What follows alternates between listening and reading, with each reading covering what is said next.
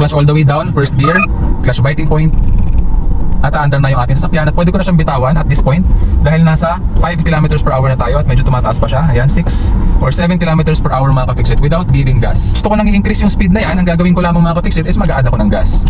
Pero gradual lang mga ka-fixit, konting-konti lang na pag-add ng gas. Importante mong malaman mga ka-fixit na kapag ka nag-a-apply tayo ng gas, laki po ang pinagkaiba niyan kumpara sa pag-operate ng clutch pedal. Kasi ang clutch pedal po, it's either clutch all the way down, no? Clutch biting point, and clutch all the way up. Brake pedal naman mga ka-fixit, tinatapakan natin yan on a progressive manner, progressive braking mga ka-fixit para mapahinto natin ng maayos yung ating sasakyan. Accelerator pedal, gradual lamang po ang pagtapak dyan, magaan lamang po dapat ang paa. Kailangan muna ang ating makina runs efficiently and smoothly around 2,000 to 2,500 RPM. Depende sa car brand and model ng iyong sasakyan. Sa particular model, Mitsubishi Mirage GLX model, 2014 model, the engine of this car runs smoothly and efficiently around 1,500 to 2,500 RPM.